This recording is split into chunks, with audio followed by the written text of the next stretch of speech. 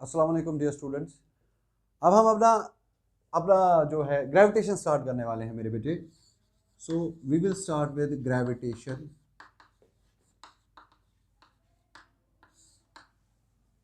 जैसा कि आप सब लोगों को पता होगा, ग्रेविटेशन में सबसे पहला टॉपिक जो है, it is Newton second law of it is Newton's law of gravitation. Newton's law of gravitation. Newton's law of gravitation के बारे में बेटे हम डिटेल में बात करने वाले हैं। न्यूटन भाई साहब जो थे, ऐसे ही लॉकडाउन चल रहा था जैसे आज लॉकडाउन चल रहा है, तो जब न्यूटन ने अपना लॉ ऑफ ग्रेविटेशन दिया उस टाइम पे भी लॉकडाउन ही चल रहा था मेरे बेटे। उनके जो एरिया है वहाँ एपिडेमिक ब्रेक हुआ था, कोई प्लेग, कोई बीमारी फैल गई थी, तो न्यूटन भाई साहब को छुट्टी हो गई, वो घर गए। और जैसा कि आपको बाद में स्टोरी पता है, घर जाने के बाद वो एक पेड़ के नीचे बैठे थे, वहाँ से एप्पल गिरा, तो न्यूटन ने सोचा भाई नीचे क्यों गिरा, ऊपर क्यों नहीं चढ़ा वापस। तो that is the story behind the discovery of this Newton's law of gravitation. और वो स्टोरी जो है वो हम सबको ऑलरेडी पता है, उसमें हमें जाने की ज़रूरत नहीं है। तो न्यूटन भाई साहब ने बोला क्या? न्यूटन भाई साहब ने बोला कि भाई देखो, अगर हमारे पास दुनिया के कोई भी दो मासेस है, एक मास है लेट अस सपोज m1 और दूसरा मास है लेट अस सपोज m2, और ये मासेस जो हैं इनके बीच की दूरी है लेट अस सपोज कितनी, r। तो न्यूटन भाई साहब ने बोला कि ये मासेस एक दूसरे पे फोर्स लगाएंगे, ये मासेस एक दूसरे को अट्रैक्ट करेंगे, खींचेंगे एक दूसरे को। कहने का मतलब मेरे बेटे, अगर मैं ये दो मासेस को करेक्ट करके एक लाइन बनाता हूँ, ध्यान से देखो, m2 m1 पे फोर्स लगाएगा और m1 m2 पे फोर्स लगाएगा। m2 m1 को अपनी ओर खींचेगा और m1 m2 को अपनी ओर खींचेगा। That is how Newton's law of gravitation works. तो मेरे बेटे, मैं m1 पे फोर्स लगाऊंगा और इस फोर्स का नाम रखेंगे बेटे F12 वेक्टर। अब आप बोलोगे सर ये क्या है F12 वेक्टर? ये बेटा F12 means force on mass 1 because of mass 2, तो वो टूवर्ड्स m2 है क्योंकि m2 उसको खींच रहा है। इसी तरह मेरे बेटे m2 पे फोर्स लगेगा F21 ऊपर वेक्टर। इसका मतलब क्या है? It is the force of attraction on mass m2 because of mass m1। तो m1 पे फोर्स है F12, m2 पे फोर्स है F21। इसका डायरेक्शन राइटवर्ड है क्योंकि m2 इसको अपनी ओर खींच रहे हैं, इसका डायरेक्शन लेफ्टवर्ड है क्योंकि m1 इसको अपनी ओर खींच रहे हैं। So this is the diagram. Newton भाई साहब ने बोला कि भाई ये जो मैग्नीट्यूड ऑफ द फोर्स है, the magnitude of the force is directly proportional to the product of the masses m1 m2। It is equation number 1। लिखेगा कोई नहीं, बाद में लिखवाऊंगा। और जो ये फोर्स ऑफ अट्रैक्शन है, it is inversely proportional to r square. This is proportionality number 2। Newton भाई साहब ने बोला कि जितना m1 और m2 का प्रोडक्ट ज्यादा होगा उतना फोर्स ऑफ अट्रैक्शन भी ज्यादा होगा। और जो फोर्स ऑफ अट्रैक्शन है, it is inversely proportional to r square. इसका मतलब जितना मासेस के बीच की दूरी को बढ़ाओगे फोर्स कम होगा, जितना मासेस के बीच की दूरी को कम करोगे तो फोर्स जो है बढ़ेगा। अगर मैं 1 और 2 को कंबाइन करूं तो हमें मिलेगा F is proportional to m1 m2 divided by r square. This is proportionality number 3। फिर अगर मैं प्रोपोर्शनलिटी को हटाऊं तो कांस्टेंट लगाना पड़ेगा। प्रोपोर्शनलिटी को अगर इक्वलिटी में बनाएंगे तो कांस्टेंट लगाना पड़ेगा। कांस्टेंट का नाम है बेटे कैपिटल G। बाद में है m1 m2 divided by r square. इस इक्वेशन में मेरे बेटे मुझे बताओ, what is this G? G is the constant of proportionality, और इसको बोलते हैं ग्रेविटेशनल कांस्टेंट। और दिमाग में रखोगे बेटा, ये G जो है हमेशा इसको कैपिटल बनाएंगे, इसको कभी भी हम स्मॉल नहीं बनाएंगे। तो this G is the gravitational constant. और ये ग्रेविटेशनल कांस्टेंट का वैल्यू कितना होता है मेरे बेटे? 6.67 into 10⁻⁻11 newton metre square per kg square. इसका पर्टिकुलरली आप यूनिट याद रखोगे। The value of gravitational constant is 6.67 into 10⁻⁻11 newton metre square per kg square. ये आप इसका ख्याल रखो। So that is the Newton's law of gravitation. करना कुछ नहीं है मेरे बेटे, न्यूटन भाई साहब ने बोला force of attraction between the two masses is directly proportional to the product of the masses, it is inversely proportional to the square of the distance between the masses. Combine करके m1 m2 by r square आएगा, proportionality को हटाओगे g लगाना पड़ेगा, g is equal to 6.67 into 10⁻⁻11 newton metre square per kg square. अब आप इसको लिखो, मैं आपको बताऊंगा क्या लिखेंगे। Newton's law of gravitation, point number 1 आप लिखोगे, मैं बताऊंगा। Point number 1, according to Newton's law of gravitation, according to Newton's law of gravitation, इसको लिखो अच्छे से, the force of attraction, the force of attraction between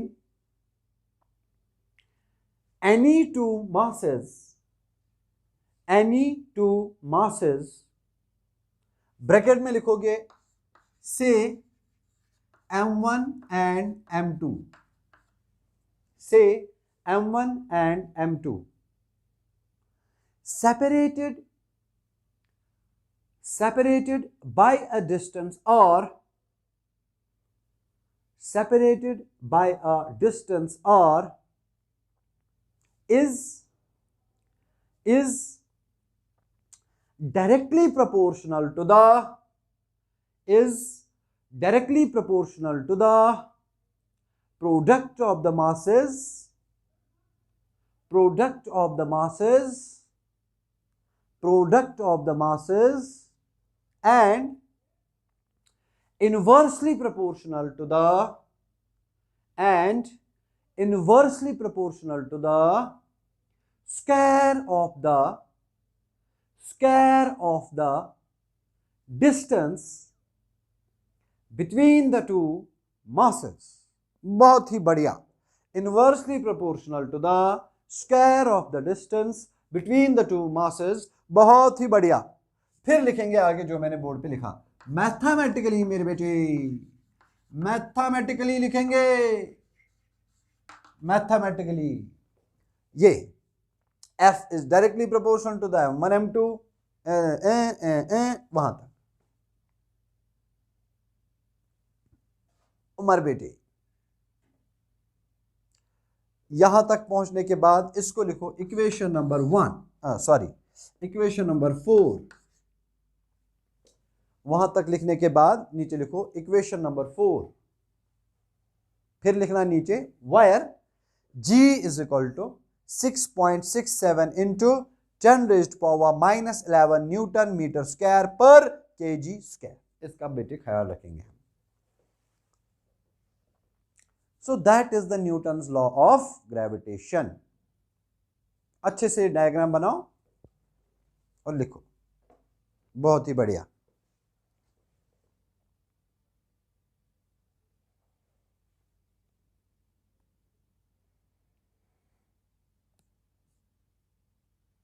अच्छा जी, अब हम देखेंगे वेक्टर फॉर्म। उधर ही साफ पे लिखेंगे वेक्टर फॉर्म, उधर ही साफ पे लिखेंगे मेरे बेटे vector form of Newton's law of gravitation. साफ में ही लिखेंगे मेरे बेटे vector form of Newton's law of gravitation. जब हम बोलते हैं वेक्टर फॉर्म में बेटे आपको दोनों चीजें इंक्लूड करनी पड़ती है, मैग्नीट्यूड भी इंक्लूड करना पड़ता है, डायरेक्शन भी इंक्लूड करना पड़ता है। ये देख मेरे बेटे, लेट्स सपोज ये है हमारे पास एक मास, इसका मास कितना बेटे m1, और एक दूसरा मास है मेरे बेटे, ये कितना मास है m2। इनके बीच की दूरी कितनी मेरे बेटे r। ये सेंटर टू सेंटर को ज्वाइन किया, इस पे फोर्स लगाएंगे मेरा बेटा F12 वेक्टर, और इस पे फोर्स लगाएंगे मेरा बेटा F21 वेक्टर। ये हम ऑलरेडी बोल चुके हैं। अच्छा, अभी देखो आप, वेक्टर फॉर्म कहता है F12 vector is equal to, मतलब ये वाला फोर्स मुझे निकालना है F12 vector is equal to, मतलब जब मैंने लिखा ऊपर वेक्टर मतलब मेरे को अब मैग्नीट्यूड भी लिखना पड़ेगा, डायरेक्शन भी लिखना पड़ेगा। पहले देखेंगे मैग्नीट्यूड।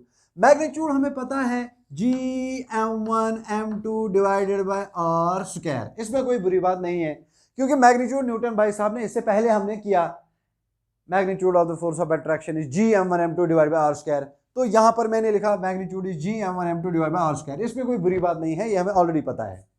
अब मसला है डायरेक्शन क्या लिखूं, ध्यान से देखो मेरे बेटे, हम ये वेक्टर को आर वेक्टर मानेंगे और आप लोगों को पता होना चाहिए, वेक्टर्स में मैंने आप लोगों को पढ़ा था direction is represented by a unit vector.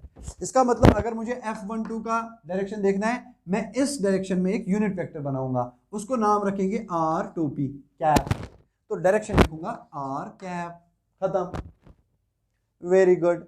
तो इसका मतलब हुआ मेरे बेटे F12 vector is equal to Gm1m2 divided by R square. कभी कभी हम R कैप जो होता है यूनिट वेक्टर, मैंने आप लोगों को वेक्टर्स में पढ़ाया था, यूनिट वेक्टर्स क्या होता है, यूनिट वेक्टर होता है वेक्टर और vector divided by its magnitude, unit vector is a vector divided by its magnitude. तो आर कैप के बदले मैंने लिखा R vector divided by its magnitude.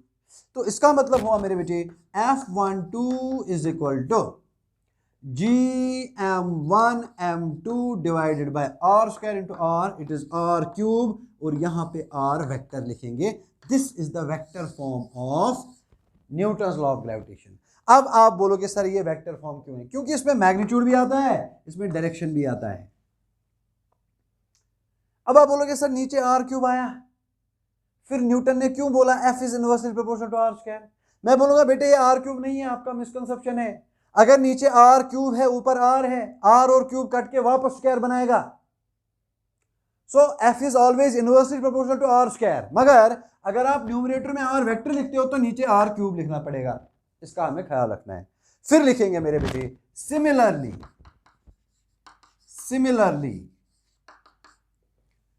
F21 vector is equal, अब ये बताओ F12 किसके बराबर, Gm1m2 by R cube into are.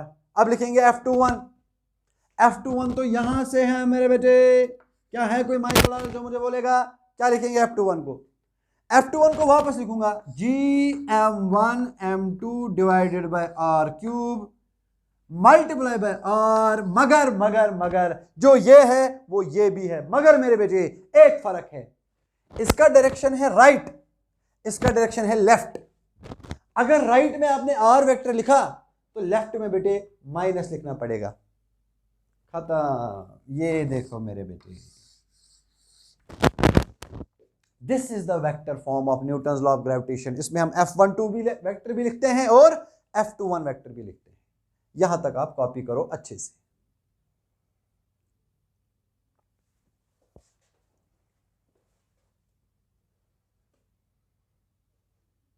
इसको नाम रखो मेरे बेटे इक्वेशन नंबर 1 और इसको नाम रखो मेरे बेटे इक्वेशन नंबर 2। फिर लिखो from 1 and 2 we get 1 and 2 से हमें क्या समझ में आता है, F12 vector is equal to minus F21 vector. ये हमें पता चला कि भाई F12 और F21 का मैग्नीट्यूड सेम है मगर डायरेक्शन अपोजिट है, क्योंकि इसका डायरेक्शन है राइट, उसका डायरेक्शन है लेफ्ट। F12 F21 दोनों का मैग्नीट्यूड सेम मगर डायरेक्शन उल्टा, इसलिए यहां पर आता है F12 is equal to minus F21। फिर नीचे लिखो therefore Newton's third law is followed. Newton's law of gravitation भी न्यूटन्स थर्ड लॉ को मानता है। F12 is equal to minus F21, ये आपने लॉस ऑफ मोशन में भी पढ़ा होगा। इसका मतलब होता है to an every action there is an equal and opposite reaction. जितना फोर्स इस पे लगा उतना फोर्स इस पे भी लगा, मगर अगर इस पे टुवर्ड्स राइट लगा उस पे टुवर्ड्स लेफ्ट लगा, to an every action there is equal and opposite reaction, that is Newton's third law. इसका मतलब हुआ मेरे बेटे न्यूटन्स लॉ ऑफ ग्रेविटेशन जो है वो न्यूटन्स थर्ड लॉ को ओबे करता है, वही हमने यहां पर लिखा Newton's third law is followed. तो बेटे इसी के साथ हमारा ग्रेविटेशन का पहला टॉपिक खत्म हुआ। और इस टॉपिक का नाम था न्यूटन्स लॉ ऑफ ग्रेविटेशन। अब हमें लेक्चर नंबर 2 में acceleration due to gravity and its variation करना पड़ेगा। Thank you.